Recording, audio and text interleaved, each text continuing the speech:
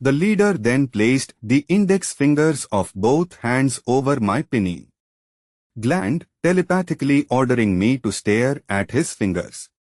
Seconds later, I had the impression of sliding backwards at incredible speed through a dark, endless tunnel. Then, abruptly, I emerged from the tunnel into what seemed to be a gallery of a coal mine. Several men, wearing small lamps on their foreheads, were pushing carts. Others, a little further away, were attacking the coals with picks or shoveling it into carts. I moved towards the end of the gallery where I was able to examine one of the miners closely. I seemed to know him. A voice that came from within me said, "It's one of your physical bodies, Michel." The man was quite tall and well built. He was covered in sweat and coal dust and labored as he shoveled coal into a cart. The scene changed abruptly, just as it had when I was in the psychosphere on Mu.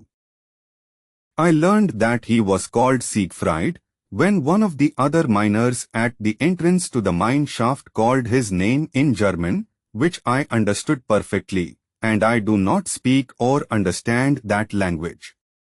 The other miner asked Siegfried to follow him. He headed towards an old shed, somewhat larger than all the others in this apparent main street of the village. I followed them both inside, where oil lamps were burning and men sat at tables. Siegfried joined a group of them. They shouted something at a brute wearing a dirty apron, and shortly afterwards, he brought them a bottle and some pewter goblets. Another scene was superimposed on this one. It seemed that it was several hours later. The shed was the same, but now, Siegfried was staggering out, visibly drunk.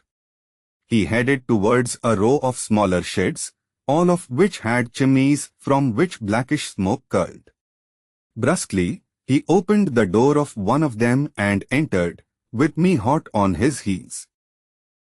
8 children, progressing in ages from 1 year upwards, each 12 months apart, sat at a table plunging their spoons into bowls full of unappetizing-looking gruel.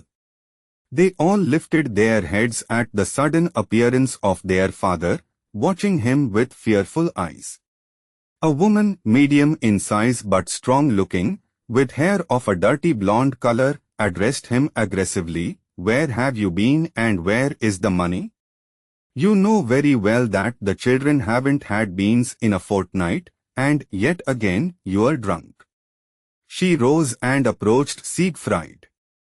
As she raised her hand to slap his face, he grabbed her arm and, with his left fist, punched her so hard that she was sent flying backwards.